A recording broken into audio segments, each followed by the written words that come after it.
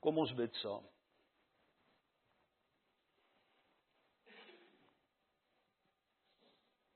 Ons almagtige Hemelvader, daar is niemand soos U nie, o Here, groot in U almag, heilig en tog teenwoordig in ons midde. U ontvang ons met die uitspreek van die Seun om te sê genade vir julle en vrede. As jou hart ontsteld is, beleef vrede in my teenwoordigheid. Here, gee vir ons vrede. Gee vir ons rustigheid. Vandag in ons saamwees deur die woord, die groter prentjie. Want Here, ons moet bely, ons klein prentjie lyk maar deurmekaar. Chaoties. Ons kyk vas teen mense en besluite en eie belange in ons worstel. Ons het nie antwoorde nie. Maar in U teenwoordigheid, daarom hierdie afspraak met ons. Hierdie eerste dag van die week, die opstandingsdag van ons Here Jesus Christus, wat ons lewens heeltemal verander het. Hierdie geleentheid om in die woord in te kyk en die woord in ons harte te laat inskyn, sodat ons kan verstaan, weer perspektief kan kry. 6 dae was rof. Dankie Here vir hierdie ontmoeting, hierdie 7de dag rus wat U bring, as ons besef wie U is, waarmee U besig is, hoe ons daarby inskakel, wat U wil hê ons moet doen, wat ons moet weet, hoe ons moet leef, hoe ons moet optree. En daarom, o Here, ontvang ons in die midde, sien raak wat in ons harte en gedagtes aan die gang is. Sien raak ons seer, ons twyfel, ons bekommernis. Sien raak, o Here, hoe ons hier ingestap het met 'n wêreldse las. En haal dit van ons skouers af, uit ons harte uit ons gedagtes uit. Wees met hulle wat worstel, om watter rede ook al. Seer kry, swaar kry. Genees wonde, o Here, herstel asseblief verhoudinge. En gee vir ons die krag om, soos wat ons ook vandag wil herdenk, U Gees ons toerus om anders te lewe. Dankie vir U kerk oor die hele aarde. Ons dink aan ons broers en susters wat onder lewensgevaar by mekaar kom. Wat werklik groot opofferinge moet maak om 'n erediens by te woon. Wees hulle in besonder naby, o Here, die vervolgde kerk. Daar op die voorpunte waar die koninkryk besig is om deur te breek, waar vyandige regerings en vervolging plaasvind. Maar ons bid ook vir U kerk, U gemeentes, o Here, in wêrelde waar dit goed gaan. En mense eintlik nie meer dink hulle het U nodig nie. En kerke begin leegloop. Ons bid vir broers en susters wat belydenis van geloof afgelê het en nou nie meer dit belangrik ag nie. Here, bring asseblief weer herlewing en reformatie en terugkeer. Ons weet ons lewe in die laaste dae. Wees ons ook naby as ons in 'n wêrelddeel leef wat ons besef, die vyandigheid teenoor die kerk is besig om toe te neem. Daar's so baie vyande van buite, wat lê en loer en spot. Maar Here, ons is ook bewus, U woord het dit vir ons gesê, binne in die kerk sal daar ook vyande wees, wrede wolwe.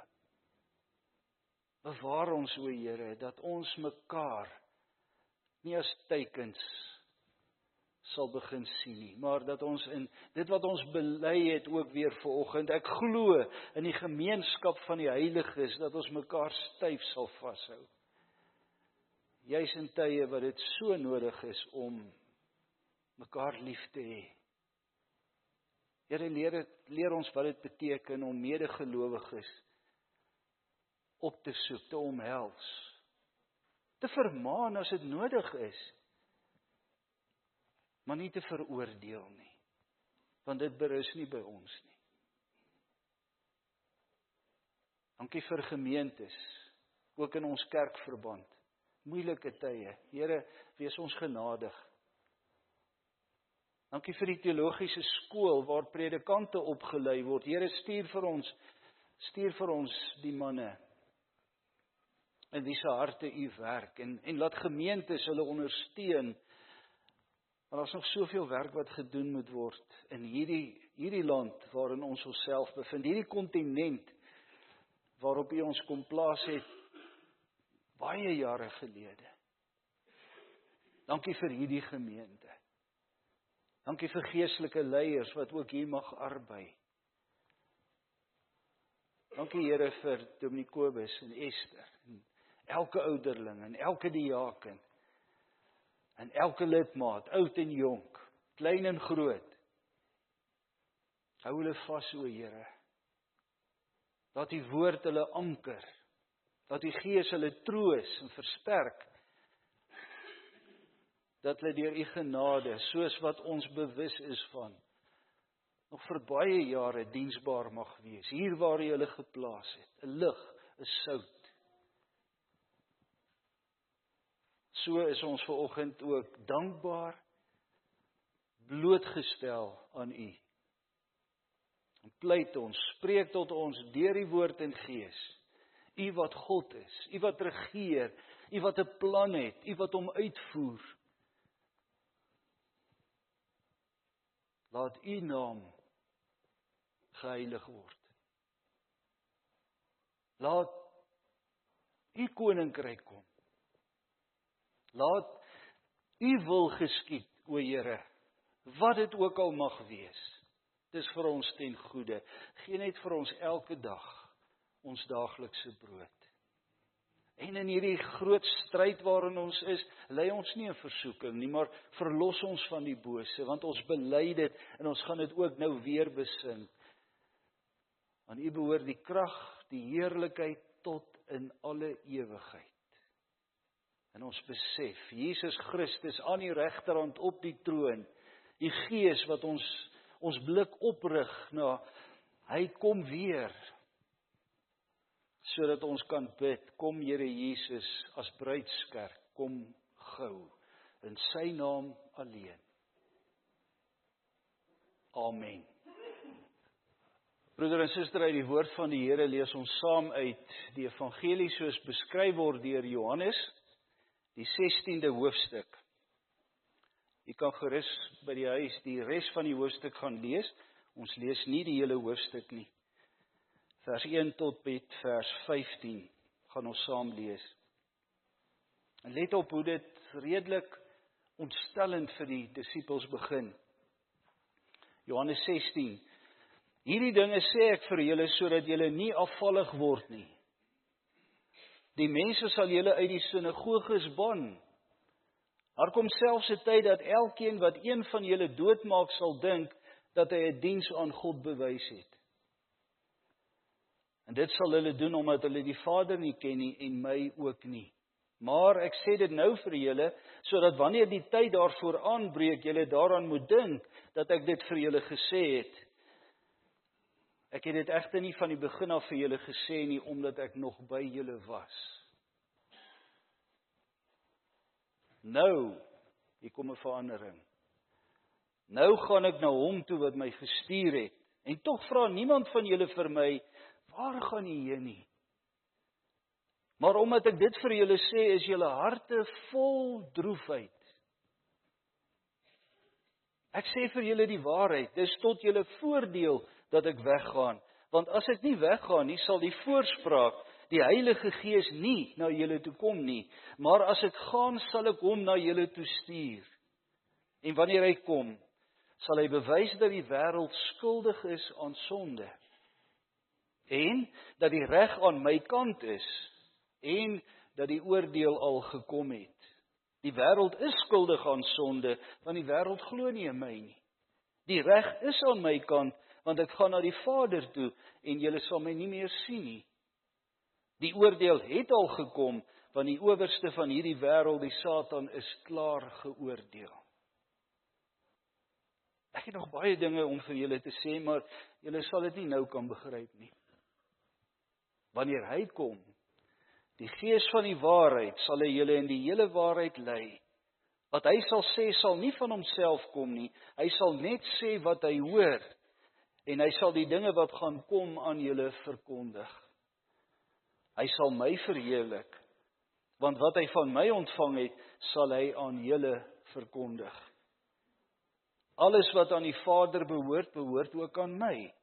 Daarom het ek gesê, wat hy van my ontvang, sal hy aan julle verkondig. Ons lees tot sover. Ek lees weer vir ons vers 7, op hierdie Pinkstertyd. Tog sê ek vir julle die waarheid. Dit is tot julle voordeel dat ek weggaan. Want as ek nie weggaan nie, sal die voorspraak, die Heilige Gees, nie na julle toe kom nie. Maar as ek gaan, sal ek hom na julle toe stuur. Geliefdes in ons Here Jesus Christus, hoe kan Jesus sy disippels sommer net so agterlaat? Wat moet nou van hulle word? En dan ontstel hy hulle ook oor die dinge wat hy sê, hier kom moeilike tye vir julle. Hulle het alles gelos om hom te volg. Onthou julle toe hy hulle geroep het? Hulle het hulle lewens volledig aan hom toegewy. En nou gaan hy weg en hy los hulle alleen. Nou kan ons dink, dit was vir hulle 'n verskriklike skok. In 'n hartseer. Daar's 'n ander gedeelte in die Bybel wat sê, hulle harte was omgeroer. Dis soos as jy 'n groot spaan in 'n emmer druk en jy roer daardie water en hy maak sulke konkelinge. Dis hoe dit in hulle harte gevoel het. Wat is nou hier aan die gang? Hoe kan die Here nou sommer net weggaan? Hulle is so geskok en gefokus op hulle self, hulle eie belang, dat hulle nie eers vir hom vra, nou maar, sê net 'n bietjie vir ons, waarna toe gaan hy nie? Hulle dink nie eers waarna toe gaan hy nie. Hulle dink net oor, hoe erg gaan dit wees, nou dat hulle alleen agterbly. Nou kan jy self dink, wat die insig wat ons kan kry, omdat ons nou in hierdie tyd lewe, kan ons terugkyk en ons sê, hulle staan op die kruispunt van die grootste gebeurtenis in die geskiedenis van die wêreld. Maar hulle sien dit nie raak nie, want hulle het bysiende geraak. Wat beteken, as jy bysiende is, dan kan jy net sien dit wat hier naby jou is. Jy sien nie die groter prentjie nie. Hulle kyk in hulle eie ooglede vas, spreekwoordelik. Maar broeder en suster, moenie te erg kwaai wees met hulle nie. Dit is verstaanbaar, sou ons sê. Ek kan soos die disippels van daardie tyd aan 'n klomp redes dink. Hoekom dit eintlik beter sou wees as Jesus nog hier by ons op aarde was. Sou beter gewees het vir al die Christene in die wêreld as ons geweet het, wie is die persoon wat ons kan vra, nou maar wat is die waarheid? As daar net een Christelike kerk was met Jesus as ons leier. As hy die dekaan van die teologiese fakulteit kon wees, en vir ons presies kon sê, wat het hy bedoel met wat hy alles gesê het? As hy kon by 'n synode gaan sit en sê, dis wat ek bedoel. Dis hoe ek die saak hier in julle midde wil laat. Sou dit nie beter gewees het nie. As hy by siekes kon kom en hulle troos en mense wat dood is opwek en dink maar net daaraan. Hy sou ook 'n baie kragtige boodskap teenoor enige regering kon gee. En nou kan jy self sien, dis 'n drogredenasie. Dis 'n redenasie wat net aan ons dink. Dis bysiende dink en praat. Pas op daarvoor. Wat gaan Jesus vir my doen? Wat het ek nou van hom nodig. Dis die bysientheid. Daarom dat Jesus vir hulle openbloot, sonder om woorde deur mekaar te maak, vir hulle te sê, hierdie moet julle nou hoor, en julle moet dit nou hanteer. Ek gaan vir julle die waarheid vertel, ek gaan vir julle nou die groter prentjie gee. Ek gaan nou vir julle 'n groot perspektiefbril opsit om te sê, wat gaan nou gebeur? 1. Dis regtig tot julle voordeel, disippels, ons ook vandag, dis regtig tot ons voordeel dat Jesus weggegaan het. Hoe swaar dit ook al was, wat ook al vir hulle voorgelê het, dit was beter dat hy weggaan. Sy weggaan bring die volgende voordeel, dink net bietjie daaraan, as ons nou die groter perspektief kry en ons sien wat gebeur. Sy weggaan het beteken, maar dit was stormagtig, hy het na die kruis van Golgotha toe gegaan. Wat is die voordeel daarin? Hy het betaal vir ons sondes. Is dit nie kosbaar nie? Met sy bloedoffer het hy aan die kruis van Golgotha gaan betaal, sodat ons weer met God, die almagtige God, versoen kan word. Daardie offer moes gebring word. Ons kan dit nie doen nie. Hy doen dit. Daarvoor moes hy weggaan. Met die worsteling wat daarmee gepaard gegaan het. Met die Godverlatenheid wat hy beleef het in ons plek, sodat ons nooit deur God verlaat sal word nie. Hy het die grootste oorwinning behaal, daarom gaan hy weg. Al beleef hulle 'n klomp goeders. Dis tot julle voordeel dat hy weggaan. Maar ook sy opstanding. Hy sterf nie net vir ons sondes nie, hy sluit ook vir ons 'n nuwe lewe oop. Ons kan saam met hom opstaan en 'n nuwe lewe leef. Ons word ewig sy kinders. Nie sy vyande meer nie, maar kinders. En ons word ook opgewek tot 'n nuwe lewe. Nie ons is ewe skielik in die hemel nie, ons is nog op hierdie aarde, maar ons het deel aan die opstanding van sy opstanding. Dieselfde krag wat in hom werking was, toe hy opgestaan het, is ook nou in ons lewens werksaam. Ja, hy moes weggaan met die hemelvaart. Want hy het die prys hier betaal, maar hy sê kwitansie in die hemel. God wat hom gestuur het hom ook weer ontvang. Hy is ons advokaat aan God se regterhand om vir ons te pleit, terwyl ons nog hier is. Hy moes weggaan, die hemelvaart. Dis ook 'n troonsbestuiging. Onthou toe hy opstaan, toe sê hy, aan my is gegee alle mag in die hemel en op aarde, maar Openbaring vertel vir ons so mooi, toe hy daar in die hemel kom en hy het God se regterhand ontvang, daardie boek wat so verseël was om te sê, nou maak hy die seels oop en dis die laaste dae.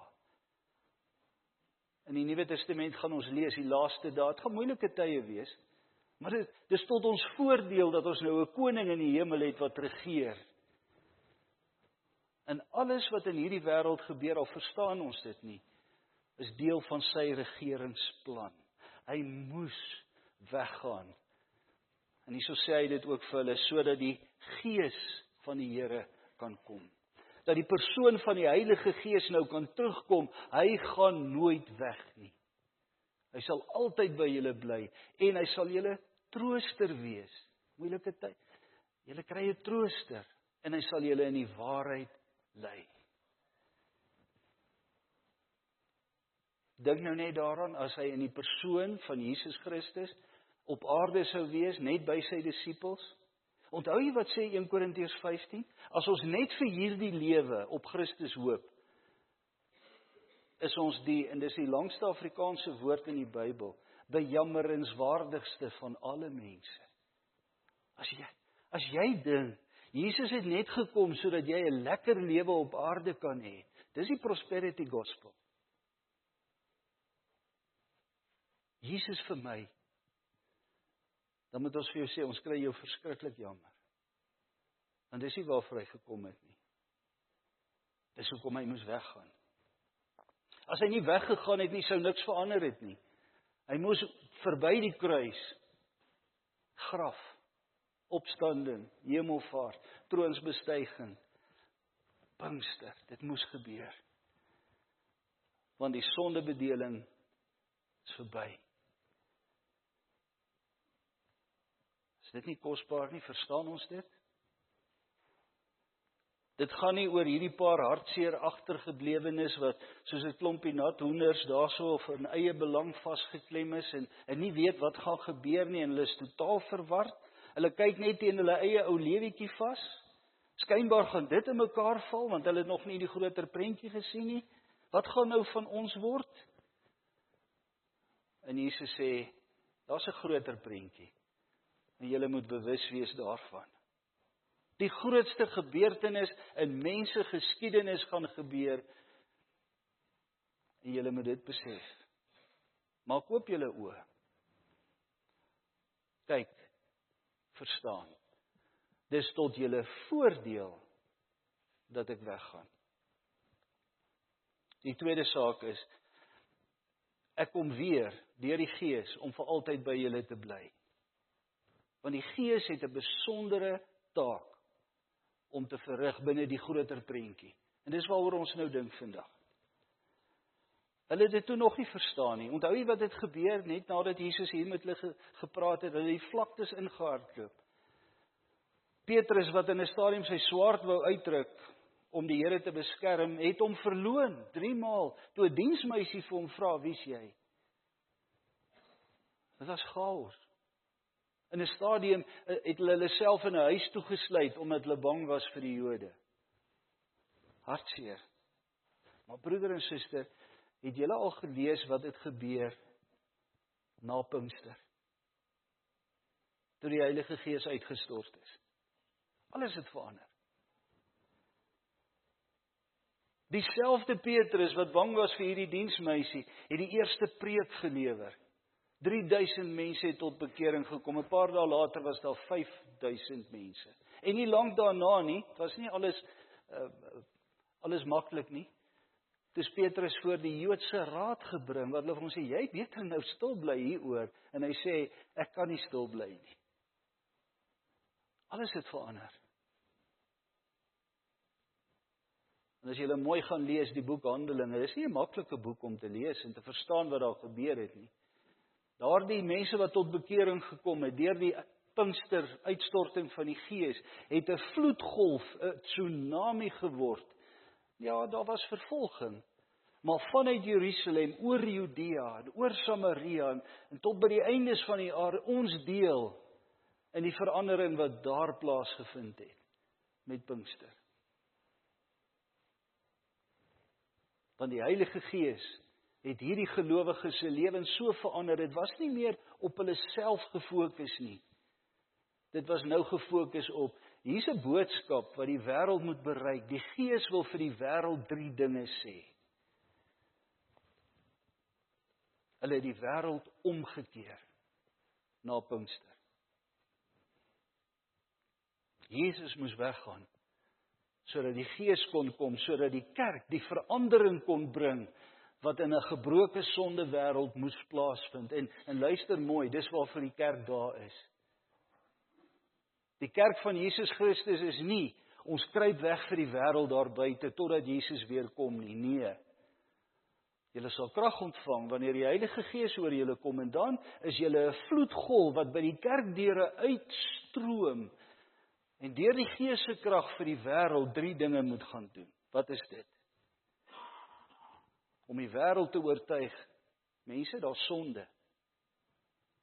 En as jy in jou sonde bly, is jy vir ewig verlore.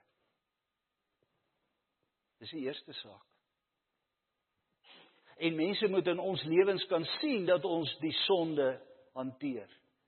Nie daarmee speel nie.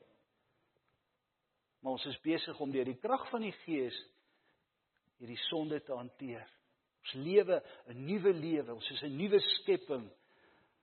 Ons behoort aan Jesus Christus, ons het gesterf vir ons sondes, ons het opgestaan saam met hom, en die Gees leer ons nou om nie te lewe. Ons is ernstig oor die sonde, om dit te los.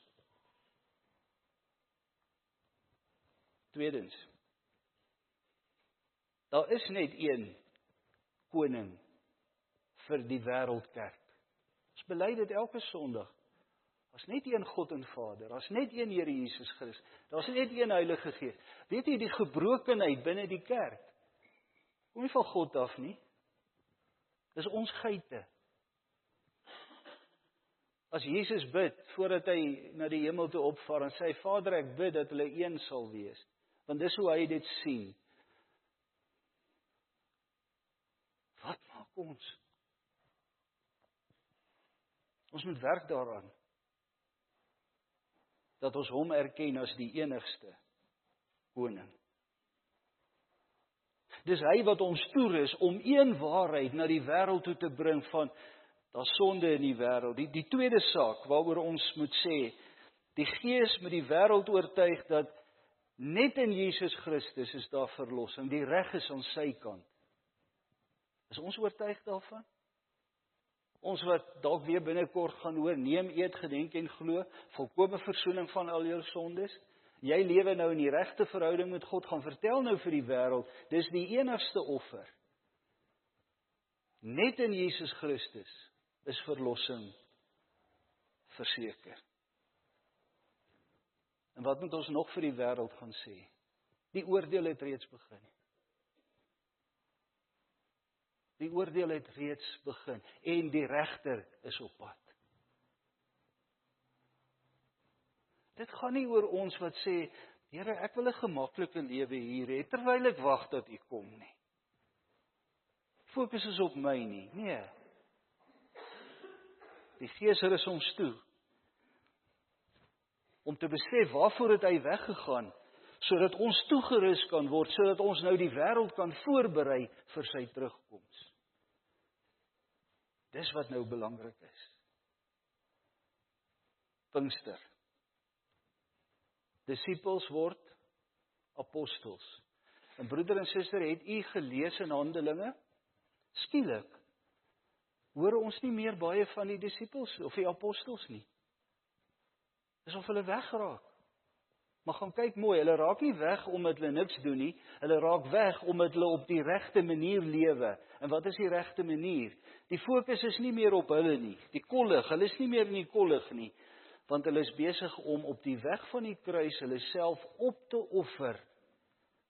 Dis die weg van die kruis, jy offer jouself op, deur die krag van die Gees, om die wêreld nou te oortuig, van sonde, van Christus as die enigste offer vir redding, en van oordeel, wat reeds begin het, en die regter is op pad.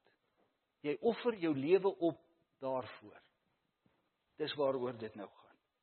En op een na, dit was net Johannes, wat op die ou einde nie 'n marteldood gesterf het vir die evangelie nie. En onthou, waarmee het hy begin? Julle gaan vervolging ervaar. Want die wêreld gaan nie hierdie boodskap sommer net aanvaar nie. Maar deur die Gees is dit met julle. Jy moet jouself verloon, jou kruis opneem en my navolg. En ook die lyding dra, wat Christus vir ons gedra het, in die manier waarop ons nou deel is van hierdie vloedgolf, wat oor die wêreld moet spoel, en vir hulle vertel, alles het verander by Golgotha. Hoe raak dit jou lewe? Persoonlik. Nou gaan dit nie meer oor die disippels nie. Daar het hulle nog gedink. Maar na die uitstorting van die Heilige Gees, want die Heilige Gees verander jou so, dat dit nie meer oor jou gaan nie, maar oor hom. Nou gaan dit oor God se verheerliking, en ons het so heerlik daaroor gesing, laat God verheerlik word. Gaan oor hom, nie oor my nie. Dit gaan oor sy koninkryk, nie my koninkrykie nie, sy koninkryk. Dit gaan oor sy wil, nie my wil nie. En hy gee vir my elke dag my brood, om te lewe vir hom in hierdie tyd. Sy kerk leef nou, toe hy sê, dis voordeliger dat ek weggaan, sodat die Gees kan kom, dat julle die voordeel kan wees vir die wêreld, totdat hy weer kom. Laaste dae is die tyd tussen hemelvaart en wederkoms. En daarom, broeder en suster, die wêreld het nie verander nie. Nog dieselfde. Maar ons het verander. Ons het verander deur die Gees. En nou is ons daar ter wille van, nie onsself nie, maar die wêreld. En dis die boodskap van die hemelvaart. Die boodskap van die hemelvaart is om op die ou einde my eie lewensmotiewe te ondersoek. Hoekom is ek hier? Wat doen ek hier? Is ek maar net hier om te wag dat die Here weer kom, of om besig te wees, om deur die Gees gebruik te word om die wêreld te oortuig van wat die evangelie regtig beteken? Gaan dit oor, en onthou, dit het ook gebeur in Handelinge 1. As ons Handelinge 1 sou lees, na 40 dae, wat Jesus met hulle gepraat het oor die koninkryk, dan kom hulle en hulle vra vir hom, Here, is dit nou die tyd wat u vir ons? Hulle het gedink, dit gaan weer die koninkryk vir Israel wees, daarom het van die disippels gesê, ons wil graag een aan die regterhand en een aan die linkerhand. Sê, julle verstaan nie waaroor gaan dit nie. Maar toe hulle vir hom vra, Here, is dit nou die tyd wat u vir ons? Toe sê hy, nee, dis nou die tyd wat julle vir my. U vir ons hier? Nee, julle vir my. Tot by die eindes van die aarde en tot aan die einde van die tyd. En dan sou hulle kon sê, dis te groot, en sê, julle sal krag ontvang, wanneer die Heilige Gees oor julle kom, en julle sal my getuies wees, presies hier waar jy is, Jerusalem, maar ook Judea, moet verder uitrol, en Samaria en die eindes van die aarde. Ons moet nie wegkruip vir die wêreld nie, teendeel, ons het 'n boodskap wat ons moet gaan aflewer. Ons moet nie bang wees vir die wêreld nie, want ons koning regeer. Al moet ons deur vervolging gaan, is dit die pad van die kruis. En daarvoor moet ons ook nie bang wees nie. Ons moet nou weg van onsself lewe. Dis wat Pinkster vir ons sê. Jy moet weg van jouself lewe. Nie, wat doen ander vir my nie, wat doen ek nou vir ander? Wat gaan ek nou ontvang? Nee, wat gaan jy nou gee? Is jy bereid om alles te gee? Is jy bereid om jouself ten volle op te offer? Dis kruis opneem en Jesus volg. Broeder en suster, dit is die kerk van die laaste dae. Toegerus vir ons dienswerk van die laaste dae. Die wêreld het nog nie verander nie, inteendeel. Ons begin nou agterkom hoe die wêreld baie negatiewe raak oor iemand wat opstaan en sê, ek is 'n Christen. Moenie gaan sit nie. Staan op en sê, ek het 'n boodskap wat ek vir jou moet aflewer. Dit gaan oor sonde. Dit gaan oor 'n offer wat die sonde wegvat. Daar's net een manier. Dit gaan oor 'n regter wat klaar begin oordeel het en hy is op pad. En dis my oortuiging. Wat is jou oortuiging? Moet ons vir die ander persoon dan ook vra. Mag die Here vir ons die wysheid en die insig en die verandering in ons harte en lewens gee, dat ons regtig sal besef, dis moeilike tye. Dis moeilike tye.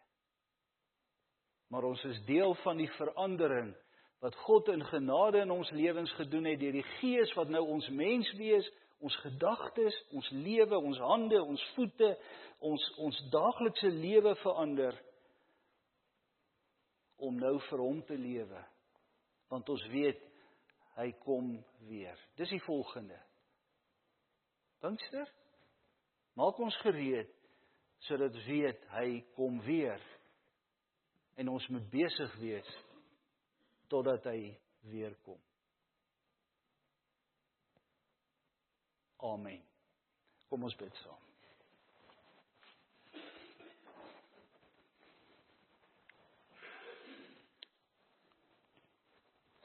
Ons Vader in die hemel, ons weet, o Here, daar is so baie vyande. En u woord en ons belydenis leer dit vir ons duidelik, dis die Satan staan som op die 3de bladsy van die Bybel, die vyand wat al die moeilikheid veroorsaak het, en die sondeval ingelei het. Maar ons besef ook die wêreld is 'n vyand. Die wêreld wat in sonde geval het en die Satan is nou eintlik die heerser, die bose geeste in die lug wat ingestel is daarop om die kerk en die kinders tot 'n val te bring en te verlei en te verdof en te verdoof en tot bang wegkruipers te verban. Maar dan moet ons ook bely, o Here, ons grootste vyand is ons eie vlees. Ons eie selfgerigtheid. Maar dankie vir die boodskap wat ons ook nou mag hoor. Dit het verander. Toe ons saam met Jesus Christus gesterf het, is die ou mens dood. As ons saam met hom opstaan, is daar 'n nuwe mens, wat nou deur u Gees, want ons kan dit nie in eie krag doen nie. 'n Nuwe mens wat deur u Gees ernstig is om te veg teen die sonde, ernstig is om vir ander mense te vertel, daar's net een weg van redding, daar's net een reg, daar's net een offer, en dis in Jesus Christus se offer. Met 'n getuienis wat sê, ek draai nie vas in dit wat tydelik en aards is, asof Jesus net vir hierdie lewe vir my belangrik is nie, want dan is ek eintlik bejammeringswaardig. Maar ek fokus op 'n ewigheid. En terwyl ek hier is, verwag ek dat die regter weer kom. Maar waarsku ek ook ander van sy koms. Help ons om te besef, o Here, dit is wat kerkwees regtig beteken. Dit is dat 'n gereformeerde kerk ook 'n Pinksterkerk is. 'n Kerk wat toegerus word deur die Gees om die wêreld voor te berei dat Jesus weer kom. Help ons om te hoor wat hierdie teksvers ook vir ons lewens vandag beteken. Elkeen van ons, as ons met daardie teksvers ons eie harte ondersoek, as Jesus vir ons sê, dis tot jou voordeel dat ek weggaan, wat ook al vir jou voorlê, dis tot jou voordeel dat ek weggaan, want as ek weer kom, bly ek by jou, en dan wil ek jou gebruik, om tot die einde van die tyd, en tot die einde van die aarde, jou diensbaar te maak, aan waarmee die Here besig is. Laat ons dit verstaan, o Here, en laat ons aantree om daarin werksaam en diensbaar te wees as gelowiges. Ons bid dit, afhanklik van U, in die naam van Jesus Christus, ons Verlosser. Amen.